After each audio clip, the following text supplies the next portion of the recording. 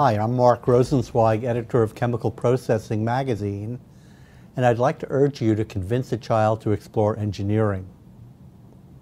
Many of us, I reckon, have children who do well in science and math in school. Perhaps we carry the engineer gene. But how many of our kids want to follow in our footsteps to become engineers? Probably far more than the percentage of kids without a parent who is an engineer. After all, we can give our children a sense of what we do and how we like our jobs.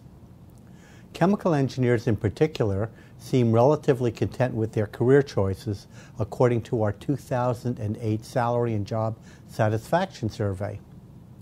That survey was done before the economy really slumped and major chemical companies announced job cuts.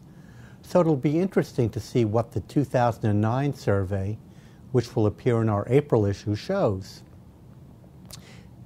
Positive parental vibes may not be enough, though, because engineering today seems to lack the cachet, or at least the attraction, of some other technical fields.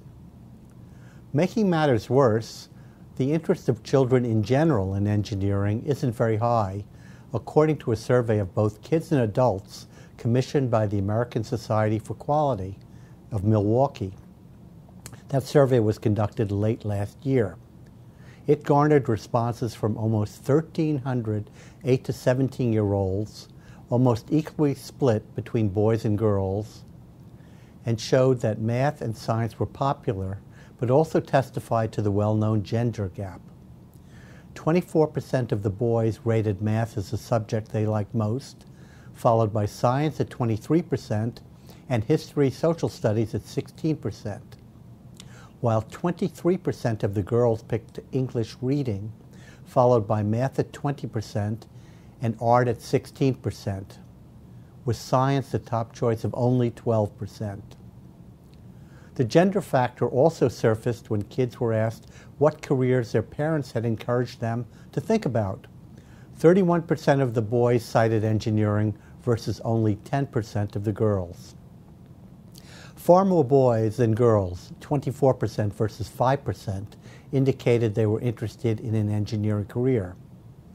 However, both boys and girls who weren't agreed on the main reasons why, although at starkly different levels. I don't really know much about engineering was cited by 32% of the boys, but 57% of the girls.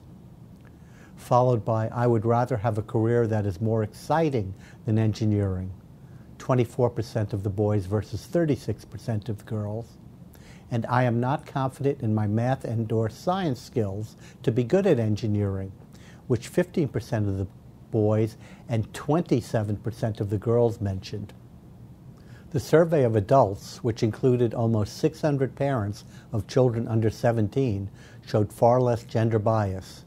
Just about equal, but far too low, percentages of parents said they would encourage their sons and daughters to consider an engineering career.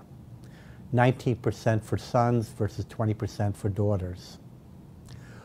All the activities taken in February in support of the annual Engineers Week help, of course. The American Society for Quality, for its part, is posting a webinar called Real World of Engineering, aimed at middle and high school students. Many professional organizations, of course, also have year-round efforts to make youngsters aware of what engineers do and to interest them in engineering careers. For instance, the American Society for Engineering Education in Washington runs a website focused on K through 12.